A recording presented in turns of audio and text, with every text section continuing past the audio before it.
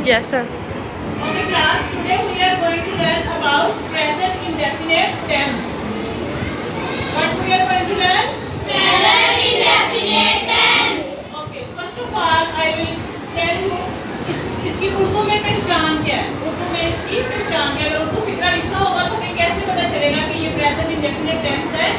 उर्दू फिक्रात के आखिर में ता है, ती है, ते है वगैरह आता है. ठीक है. यहाँ पे उर्दू फिक्रा होगा, उसके एंड पे ता है, ती है, ते है वगैरह आता है. अब इसकी जो फॉर्मेशन है उसको देख लें. इसकी फॉर्मेशन जो सिंपल सेंटेंस होता है उसमें होती है. सबसे पहले हम लेंगे सब्जेक्ट, फिर हम लेंगे वर्ब, फिर लेंगे ऑब्जेक्ट. सब्जेक्ट क्या होता है? काम करने वाला. Who is subject? काम करने वाला. And what is verb? Action, काम. और ऑब्जेक्ट? जिसमें काम हो रहा हो.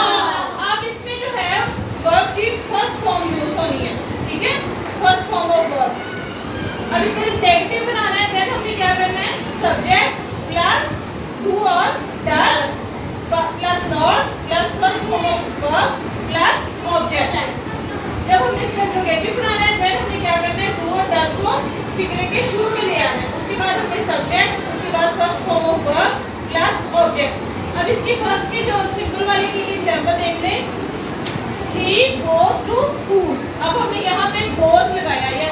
हमें ये फर्स्ट फॉर्म क्या है? गो है. लेकिन हमने क्या करना है? ही, शी, इट या किसी भी सिंगल नाम के साथ हमने क्या लगाना है? एस या ईएस. एस या ईएस. ठीक है. आगे नेगेटिवली देखते हैं example. He does not go to school.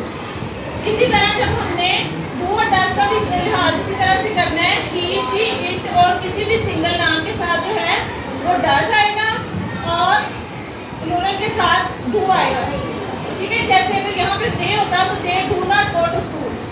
अब इसको इंट्रोगेटिव देखते हैं. Does he go to school. क्या वो स्कूल जाता है? तो इसके शुरू में डज आएगा. ठीक है. और अगर यहाँ पे जमा होता तो फिर डू आना था. Is it clear?